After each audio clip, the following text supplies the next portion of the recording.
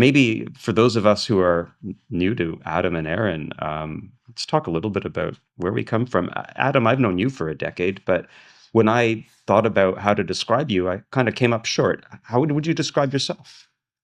Um, I'm a technology advisor, technology um, influencer when it comes to specific clients. I like to enjoy helping them explore how to use technology and how to use it.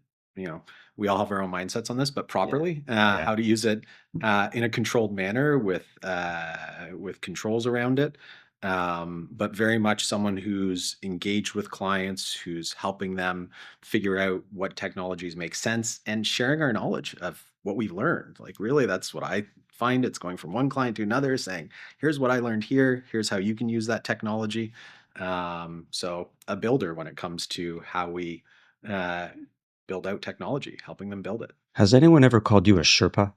A Sherpa, no, no, that's interesting though. Yeah, Yeah. helping them, yeah, lug it up the mountain I will carry that in weight for order you. to Yeah. make that path up the mountain. Yeah, yeah, yeah, yeah. I can see. Something you said is in common to how I think of myself too. Like, a lot of what we do, it's advisory, it's Yeah. consulting, it's, in our world, it's how do you kind of change what you do in a modern way and a more protected way of doing things. And I think there's two attributes that make what we do interesting. It's not that we are smarter or more insightful necessarily than the people that we work with. I work with some super smart organizations. We have the privilege of working with people that do nuclear stuff and physicists and high-end engineering firms. But I find that because we do the same thing a lot, Mhm. right? You end up getting that broad perspective. It's same in your field, I'm Yeah. sure. Yeah. Yeah. The experience that we can bring. I mean, it's something that,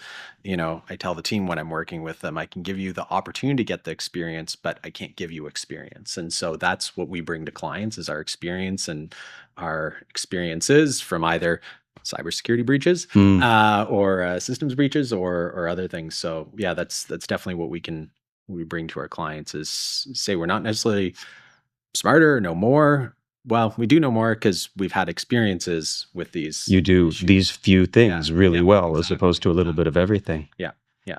And so much learning involved. I think both of our fields, it's not possible to get bored if you have a curious mind and you identify with the work that you're doing because the landscape changes really Mhm. quickly. On my side, actually, I'll turn the table on myself and say, how do I describe myself? But I'd start by saying consistent learning is one of the ways that I look for experts when we grow our own team. Mhm. If you don't have that insatiable curiosity in cybersecurity, then how are you going to be in front of the next threat or the next wave of exploits that's coming in front of you? But I think that ties back to what I look for in cybersecurity people and how I identify myself.